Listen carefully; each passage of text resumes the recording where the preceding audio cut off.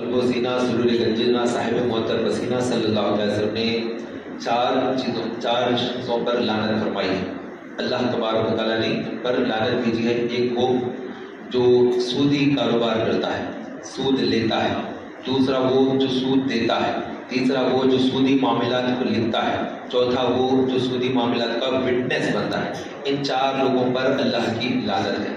تو لعنت کا مطلب ہوتا ہے اللہ کی رحمت سے دور. تو یہ چاروں لوگ اللہ کی رحمت سے دور ہو گئے تو ان پر لعنت پڑ گئی ہے. لعنت کا مطلب ایک توق ہوتا ہے جو اس کے اوپر ڈال دیا گیا وہ تباہ و تاراج ہو جاتا ہے. تو اللہ جس کو ناپسند کرتا ہے اس پر لعنت ہو جاتی ہے.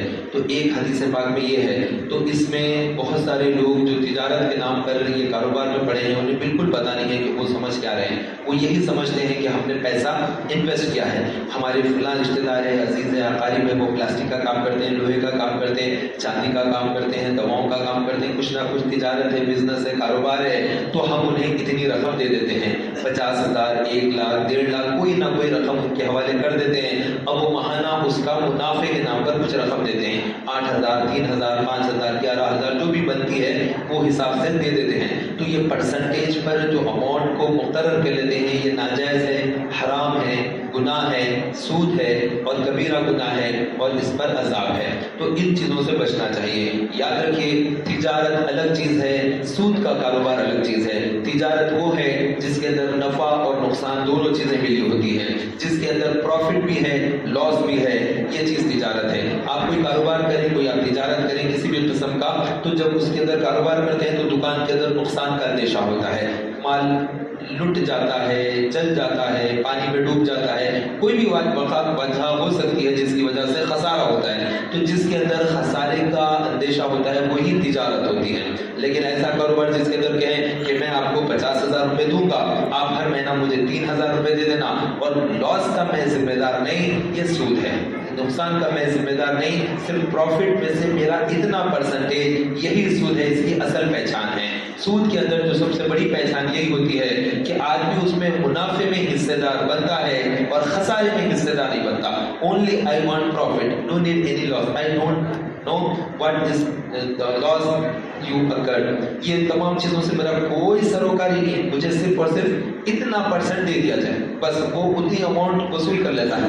اب اس کے دکان جل جائے، مر جائے، بک جائے، کچھ بھی ہو جائے، مجھے اتنا پرسنٹ ہونا ہے. تو یہ ایک دم کبیرہ گناہ ہے، حرام ہے. تو اس سے بچنا چاہیے. ہاں جو لوگ یہ سمجھتے ہیں کہ کوئی بینک وغیرہ سے اگر لون لیتے ہیں تو وہ جائز ہے یا ناجائز ہے، تو بینک سے جو لون لیا جاتا ہے وہ جائز ہے.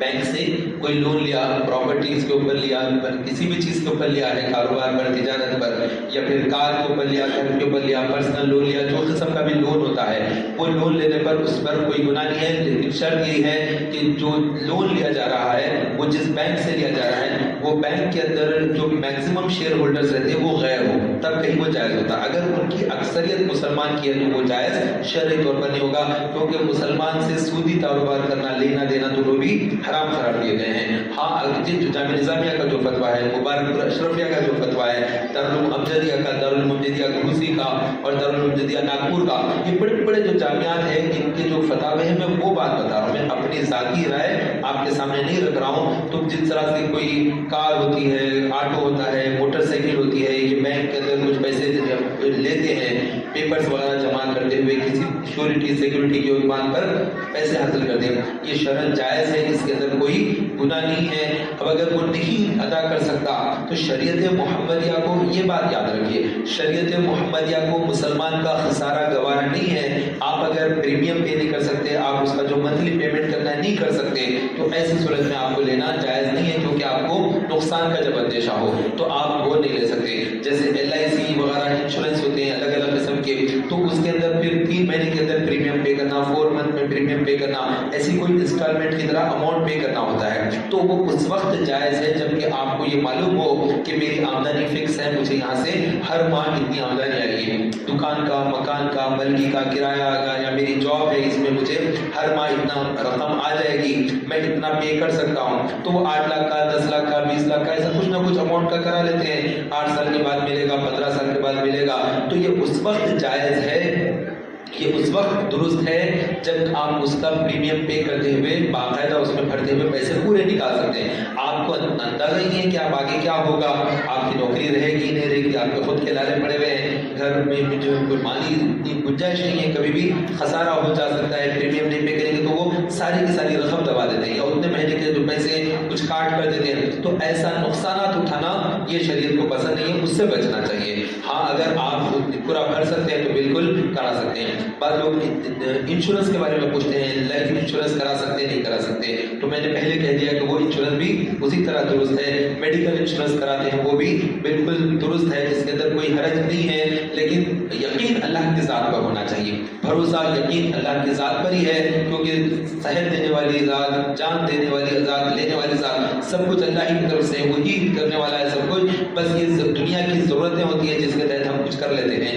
ہم کشتی میں سوار ہو جاتے ہیں اور کشتی ہمیں منزل تک پہنچاتی ہے، بہت تیز دریا ہوتا ہے تو ہم کشتی کے اوپر بھروسہ یقین کشتی پر نہیں ہوتا ہے، بس ایک راستہ ہے کشتی کے ذریعے ہمیں پار کرنا ہے، لیکن ہمیں جو پار کرائے گا وہ اللہ ہی پر بھروسہ کرتے ہیں. ہوائی جہاز میں آدمی اڑتا ہے تو آدمی خوف بھی آتا ہے ایک لمحے کے لیے کہ اللہ نہ کرے اگر یہ بلاسٹ ہو گیا، انجن فیل ہو گیا، نیچے گر گیا تو کتنا بڑا سمندر کیسی کھائی ہے، کیا ہے یہ. لیکن بھروسہ پھر اللہ پر ہوتا ہے کہ وہ مجھے منزل تک پہنچا دے گا. بڑے بڑے سمندروں میں کشتیاں جب آگے پیچھے ہوتی ہے، طوفان میں لہروں میں نیچے اوپر ہونے لگتی ہے، وہ ٹائم پر اللہ تعالیٰ ہی کوئی بندہ یاد کرتا ہے، اسی پر بھروسہ کرتا ہے. تو تجارت کے معاملات کے اندر بھی کسی اور چیز کے اوپر نہیں کہ یہاں کا نہیں، ذات الہ کے اوپر بھی یقین اور بھروسہ ہونا. جو مضبوط یقین اللہ پر ہوگا تو پھر کام ساری چیزیں صحیح ہے. اور اگر اللہ کی ذات پر بھروسہ نہیں ہے، دیگر چیزوں کے اوپر اپنا یقین اگر ادھر ہو رہا ہے تو ایسی چیزیں درست نہیں ہوتی ہے، اس سے اپنے آپ کو بچانا ہوتا ہے. اللہ تبارک و تعالیٰ ہمیں اپنے مال کو صحیح طور پر استعمال کرنے اور اس کو خرچ کرنے اور اس کو بڑھانے کی جو ہے ہمیں شرعی طور سے ڈھنگ سیکھنا نصیب فرمائے.